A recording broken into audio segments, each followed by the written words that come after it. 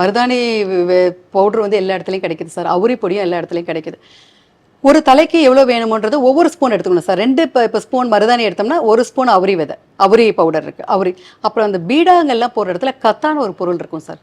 ஒரு நம்ம சுண்ணாம்பு வெரைட்டியில இருக்கும் அந்த கத்தா. அத வந்து மொத நாளே இரும்பு வடசட்டியில ஊற போட்டுறணும் நம்ம. போட்டுட்டு இந்த 2யும் மிக்ஸ் பண்ணிட்டு கொஞ்சம் தயிர் ஊத்திக்கணும் சார். தயிர் ஊத்தி லெமன் புழிஞ்சிட்டு, இப்போ எனக்கு பொடுகு இருக்கு, ஆனா முடியும் வெள்ளையாகணும்னா அதில கொஞ்சம் பொடுதலை ஆட் பண்ணிக்கலாம். ஆனா இந்த கத்தாவோட தண்ணீல தான் சார் மிக்ஸ் பண்ணணும் அத. அந்த கத்தா வந்து இன்னைக்கும் அந்த நெறைய பீடா கடைகள் எல்லாம் இருப்பாங்க. நெறைய வெளியிலலாம் இதுலயே நாட்டு மருந்து கடையிலே கிடைக்குது.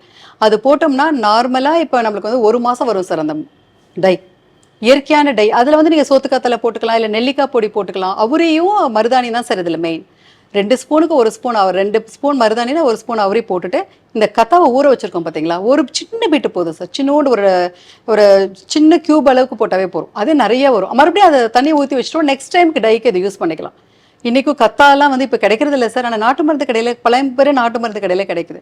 இந்த மாரி போட்டா உடம்புக்கும் குளிர்ச்சி, முடியும் பராமரிப்பா வச்சுக்கலாம் சார். நெல்லிக்காய் போட்டுக்கலாம் அதுல. நெல்லிக்காய் பவுடர் போட்டுக்கலாம். அப்புறம் 1 ஸ்பூன் வந்து தயிர் போட்டுட்டு, ஒரு லெமன் 1/2 லெமன் புழிஞ்சுக்கலாம் சார். ரொம்ப நல்லாயிருக்கும். மிக்ஸ் பண்ணி ஒரு 3 to 4 ஹவர்ஸ் ஊறிடணும். ஊறிட்டு நம்ம தலையில ஒரு 40 நிமிஷத்துக்கு மேல வைக்கக்கூடாது சார். அதுக்கப்புறம் நல்ல ஒரு சீகக்காவோ, அரப்போ போட்டு வாஷ் பண்ணி எடுத்துக்கலாம்.